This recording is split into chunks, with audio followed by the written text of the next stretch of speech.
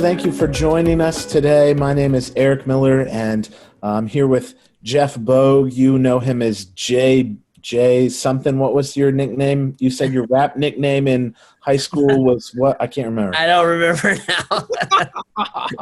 LL Cool Jeff? I don't know. It was a long time ago. I was going to make something up, but yeah, I couldn't think on Rap was barely invented when I was in high school. Did they even have rap back in the 1930s? I thought it was like the doo-wop, like. Yeah, it was the jazz era. It was great.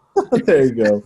Well, we're talking today about how do we love and lead. We all have people that we can love and lead, and God wants us to be able to do that. And Jeff, you have a phrase, a principle that called practicing self-leadership. What does that mean? What does that look like? Share with us. The idea of self-leadership is the idea that I'm going to push myself forward, right? And I think this is especially important for young leaders. Our culture is set up in such a way that we all go to school and we grow up going to school. And in school, you don't have to self-lead, right? So they tell you what time to come to school. They tell you when you're done. They hand you your assignments. They give you your homework. They grade it. They tell you if you've done good or done bad. And we spend the first, 18-ish years of our lives doing that. And then maybe on to college and somebody's handing us a syllabus and et cetera, et cetera. Well, then what happens is we become professionals.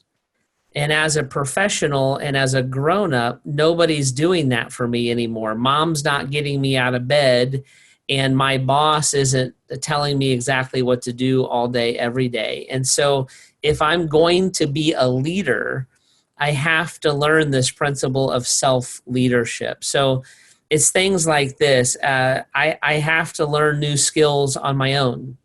I have to become kind of self-educated, so to say, with things. Now, I love the phrase that every leader is a learner.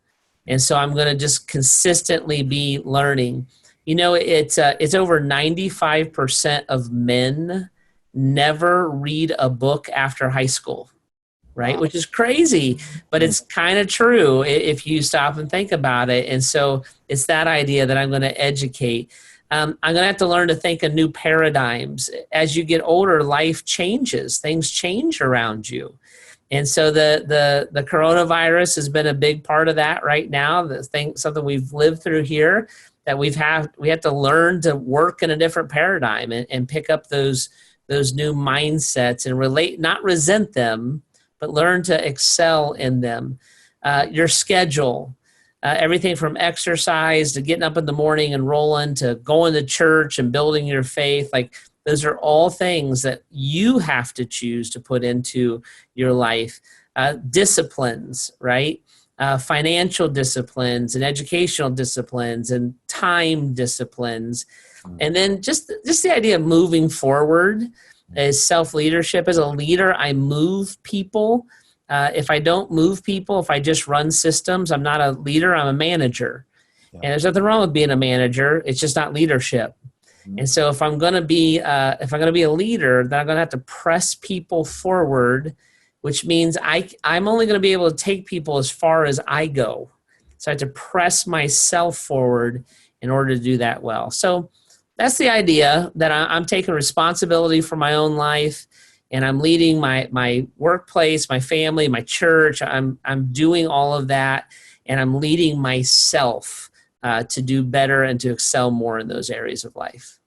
Yeah, that's awesome. Yeah, we can't be perfect, but these are things that we can practice and principles we can put in place in order to love and lead well, continue to learn, continue to be disciplined, and work hard at those things. Thank you, Jeff, for sharing that. That's wonderful.